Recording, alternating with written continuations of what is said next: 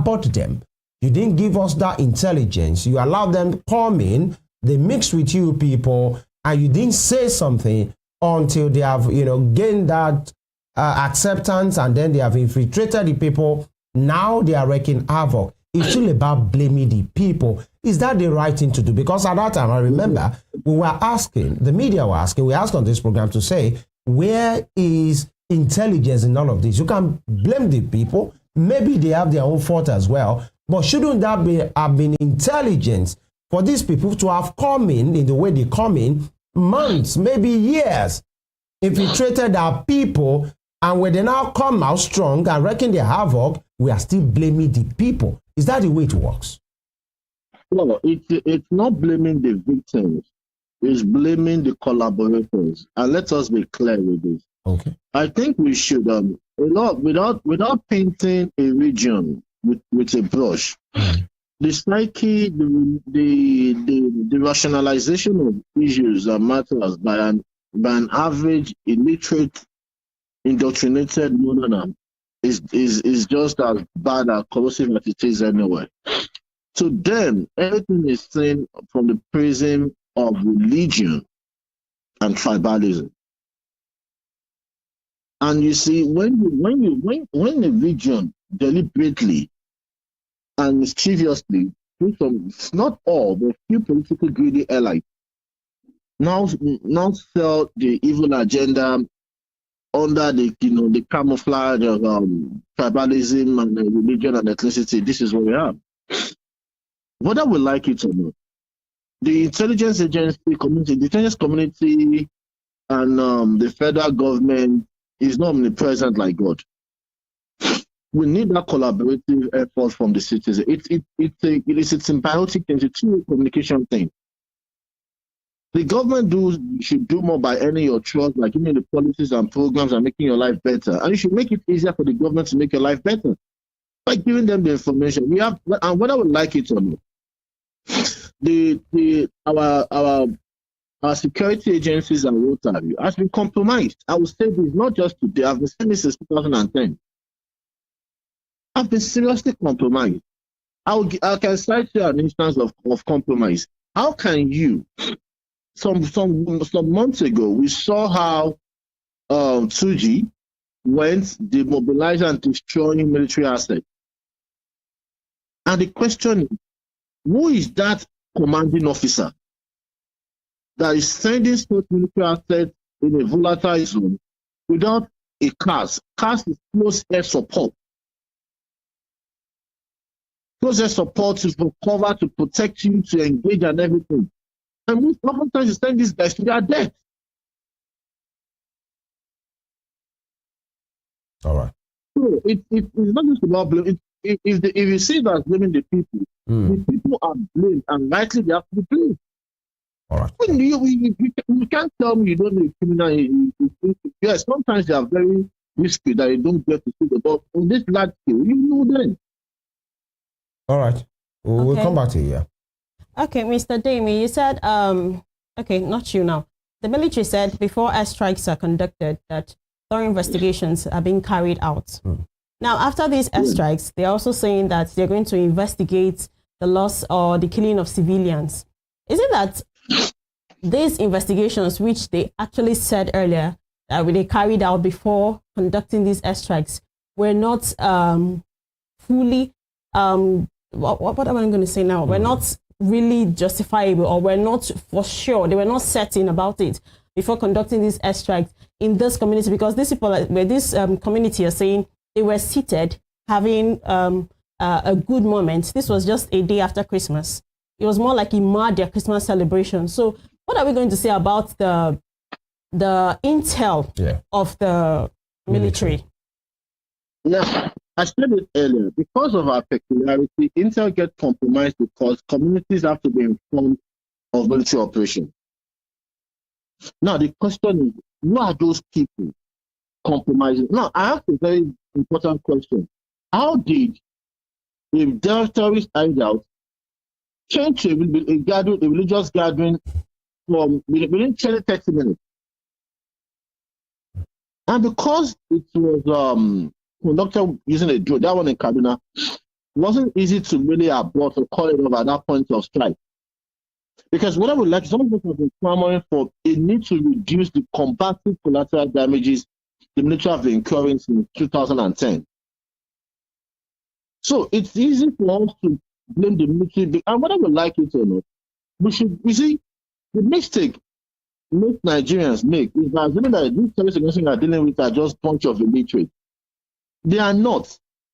They have different self-made organizations.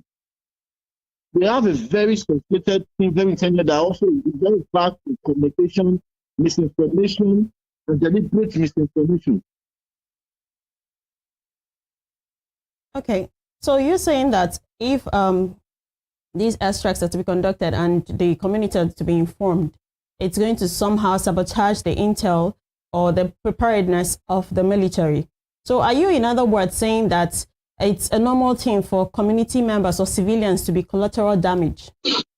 You see, whether we like it or not, as much as there is the need for us to, because of our peculiarity, sometimes to inform the communities that there's going to be peace, there'll be compromise.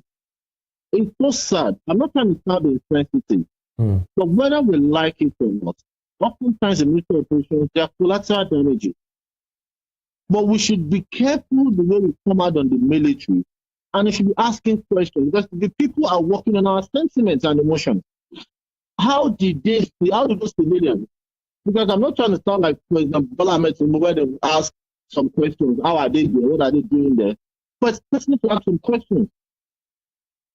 Because anything has been, because before any military operation anywhere in the world, no matter how lousy the military is, you have to verify your intel. And for you to rely on an intel to want to conduct an operation on an intel, that means the intel has been verified to be accurate. All right. And so the question is, why, at what point was there a compromise? Was there a compromise within the armed forces? Or was there a compromise within the, from community? What communities are working with? Yeah, we'll come back to you. I'm sorry. It appears you're having a flu. Sorry about that. Let me come back to Reverend Cannon here. I had to mention the issue of intelligence, especially when General Buba, the defense spokesman, talked about, when he made that announcement to the people that, we now have a new terrorist group months ago, when he was saying the people are not helping and all of those things, and Nigerians will ask, where do they coming from? They don't disappear.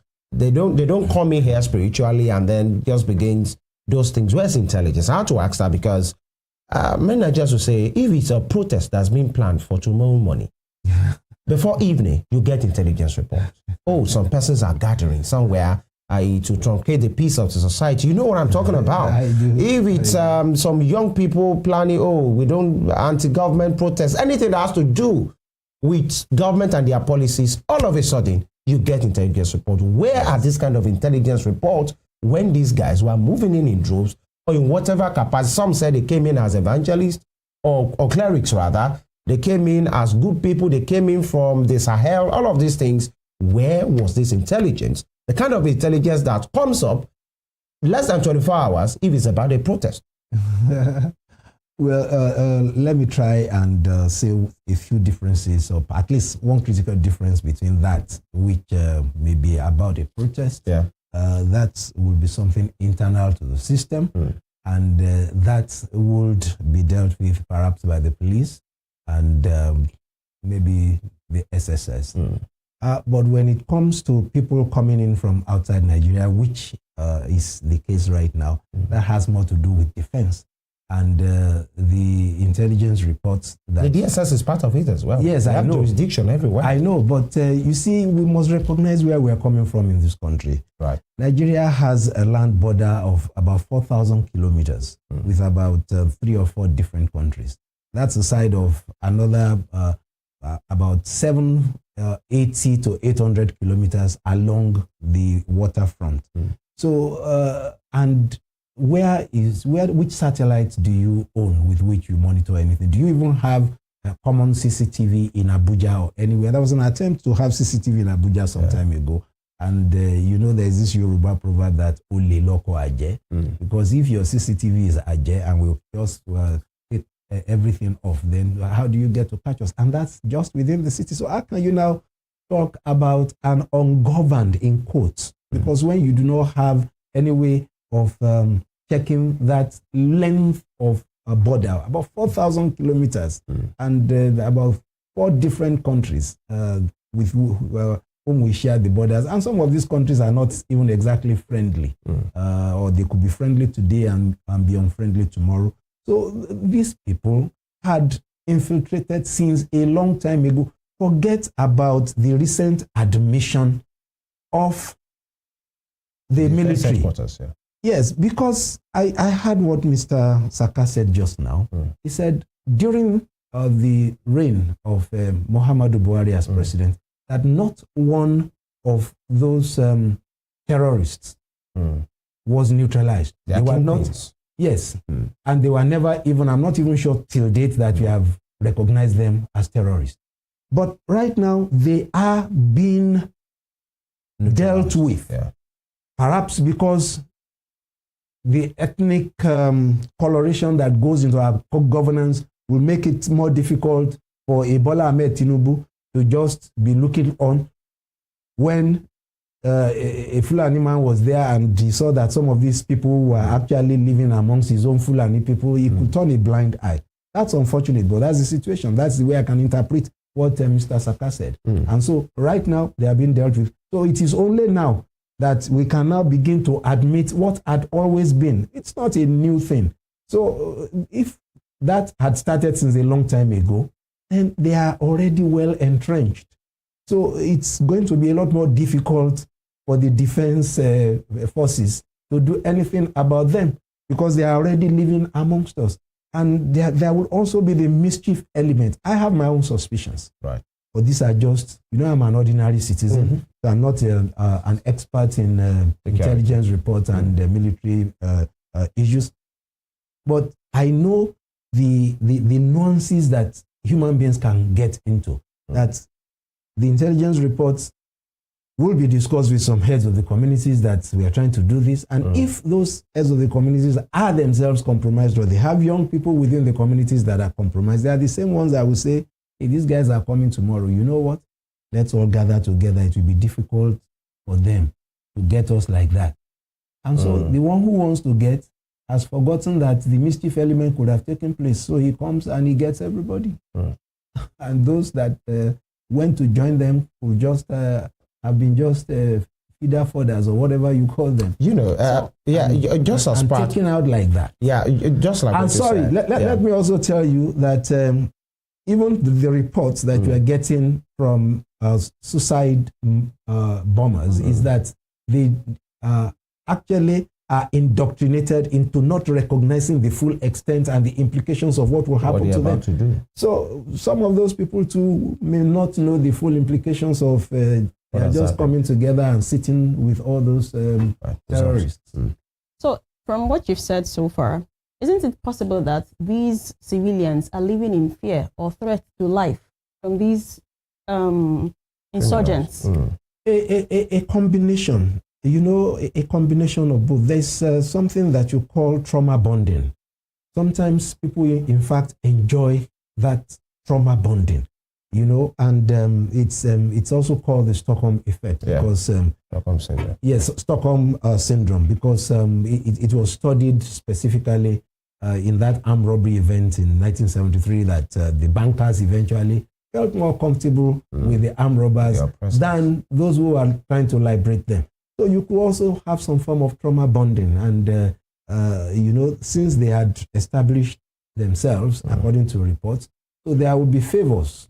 And some of those favors, you'll be shocked that young girls will be getting special favors from them, in exchange for sex, and then infiltrate, and then young boys amongst them too, money, because they are now the ones extracting all the tributes and taxes. So they have a lot of funds at their disposal. So a lot of a combination of things will happen. And I can imagine those most really have been things that happened. Right. Okay. Sorry, before I go to Mr. Demi again. Yes. So what do you think actually can be done to help these people? Because aside the fact that some of these persons, like you said, trauma bonding is already there, some persons also are still living in great fear. Some persons are looking for that liberation. How can the security agencies help to liberate these people? Well, first of all, we need a lot of sincerity on all parts. Sincerity on the part of the security agencies.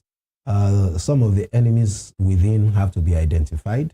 I remember as far back as when Goodluck Jonathan was president, he said he admitted that some of the members of his government apologies. Exactly. So, and that's how many years ago? That's more than 10 years ago. Yeah. So some of them, young officers at that time, could be highly placed officers right now. We need to identify those enemies within. And then again, this is also going to be within. The first one I said is within the military forces, within the society too, within the communities, within the civilian population. We also need to find a way of identifying who are those that are compromised. And we must sincerely want to expose them or cancel them. There must be a lot of reorientation, and that's when any intervention can really be precise and cleansing in nature. All right. Mr. Asaka, are you with us? Yeah, I'm here. I'm here. Yeah, I remember when, before the ceasefire, the barrage of attacks, especially on, I'm talking about the Middle East now, the Gaza situation. One of the things Benjamin Netanyahu said, although many persons will say he possibly has gone overboard with his push of that particular war against Hamas and Hezbollah and all of those things, is to say these guys, in which he described as terrorists, they usually take human sheets that they know. Sometimes they go into places where you have children intentionally just because they know you wouldn't want to come at them. And, they will never admit. And sometimes they go, in fact, there was one hospital in Rafah that the Israeli ministry had to just go there, one-on-one to go and identify people to say, these guys are there. They intentionally go there because they know normally nobody wants to endorse or approve an airstrike, against a hospital or sometimes against schools, soft targets, women. Is it possible we are having that on our lands right now, where these criminals, especially these Lakurawa or any of them, the existing ones before, are taking human sheet because they know it will be difficult for military to come against them, and if actually the military will feel we don't have no choice than to just do this airstrike, and this is what we are having in our hands? Are we having something similar? I think we should be careful about the narrative. My opinion, Benjamin Netanyahu is one guy that needs to do everything to strengthen his popularity and rating.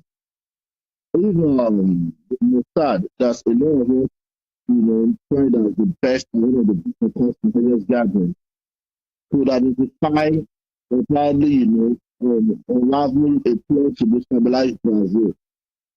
But that Mossad couldn't unravel an attack on Israel by Hezbollah and Hamas. That makes it calls for questioning. And for me, my position on Israel case has been land grabbing. So I would never want to dignify or align. And whether we like it or not, they didn't just go to the hospital. They bombed and hospital was killed. It wasn't like put some ground soldiers were gone. Hospitals were being bombed regularly by Netanyahu. So I'm not going to talk about a man who has shown to be worse off than Hitler and Stalin. But coming to Nigeria, that is not necessarily what we're having. What we're having is just simple. It's as simple as this as what it's saying. But it's so disheartening and sad. We're talking about the human lives, as being concerned, we come across as if we're insensitive, but we are not. For these things to stop in Nigeria, I think there's a need for the National Education Agency to push out its campaigns more, teach more about unity and patriotism. Whether we like it or not, 8 years of Muhammadu Buhari presidency has damaged our unity, has weakened the fabric of our society, whether we like it or not. Not that the man there is fantastic. The man right there is fantastic or is an angel or a saint. No. That is, it is what it is. Until we do that, that's when people will now believe that public security agencies, the protective duty, and not collaborating with bandits is inimical to the growth of the society and the country. Or they start collaborating with the military, and they will not be seen as pushing that support ethnic agenda or religious identity. All right. Let me quickly ask you this, in a very categorical form, because that is the grouse of some Nigerians, where to place this particular incident. So, will you call it a case of accidental bombing or just a case of civilians being caught off in crossfire as collateral damage? No, I'll classify it as a precise bombing, and collaborators were caught up in the military operations. So that's my conviction, and I'll stick with it. Because if we don't start speaking with such conviction, people, they will not desist from what they are doing. And we should be careful of the propaganda machinery of terrorist organizations too. They have a way of feeding these things out. So weaken and dampen the moral and stability of the military. So this narrative of accidental bombing or the military not being precise, you think it's an intentional thing from the enemies of the state to just make the military look bad or weak? It's a very huge possibility where you are dealing in any kind of war, either symmetrical or symmetrical. Propaganda, disinformation, misinformation.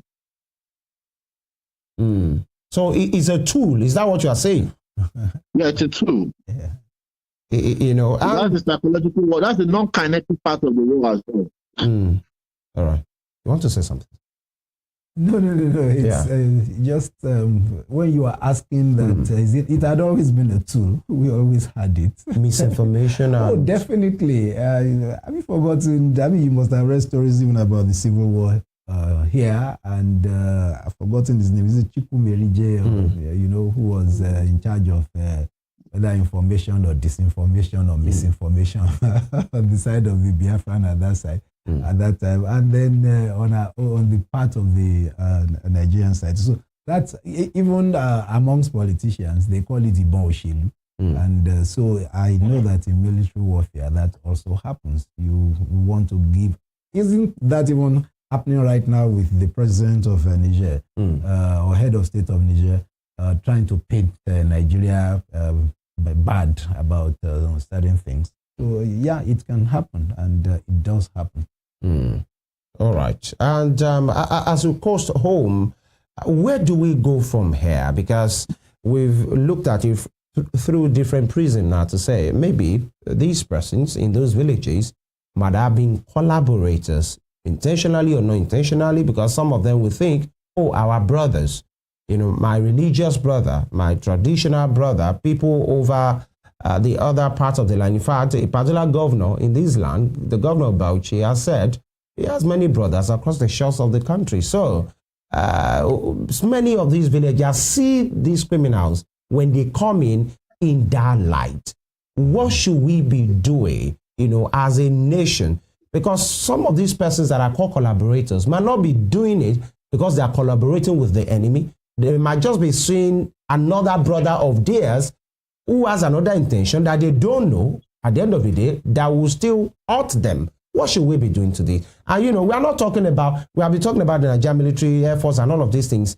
Where are the immigration in all of this? Okay, are you asking? Yeah, Mr. Saka. Okay. Well, it's hilarious. We have the most powerful brothers, and it goes down to the bias or probably the difference in sets of rules in Nigeria. Go to Idiroku, go to Semedoda. You will see every presence of customs and immigration. Go to the border between Niger and SOKOTO. In fact, it's so funny that the left side of the street is Nigeria, the left side is Niger. And President Buhari said that his cousins and her brothers are there. From the bedroom It was alleged, and it wasn't disputed.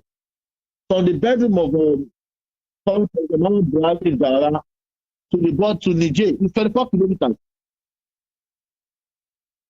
So how do we help these persons who possibly didn't know that they are sleeping with the enemy, and the enemy is not the brother that they think they are? It's just somebody, recruiting to snatch their soul. How can we help the matter?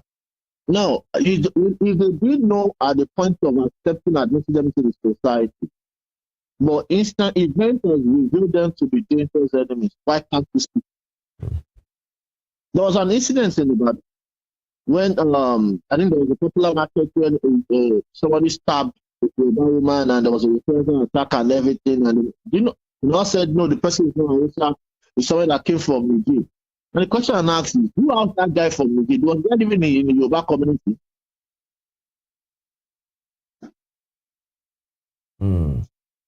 So that is what that is. Go ahead. So we should call it out or spell it out the way it is. Call it spell and not a cutlass. Until the north as a region, say for Southeast, stop collaborating, stop harboring, and stop promoting, and without openly, covertly, overtly these activities of criminals. Their region will remain unsafe. And at the end of the day, will become desolate. All right. And we want to sincerely thank you because of your take this morning to say we have a lot to do as a people ourselves. And of course, the military headquarters should do better. DME Saka is a security analyst. Thank you for your time and your take. Thanks for having me. All right. I'll take your parting shot, sir. DME has said many things and you have said it as well. But where do we draw the line that if there is an error from the military, it will not still be rationalized as a collateral damage? Well, because it has happened before. Yes, and it may continue to happen until we eventually, through reorientation and stratification one way or the other, take out the rest of the enemies, either still within the military forces or amongst the people. Right. But you have to remember where we're coming from. The geographical entity called Nigeria was, you're asking for where do we draw the line? That line dividing Nigeria from Niger or from Chad or from any other neighbor was drawn by the white man. And so that's why the Fulani that are on that other side of the street may be caught in Niger, and the Fulani on this other side of the street are caught in Nigeria. Yeah. So eventually, we are all supposed to be still one people.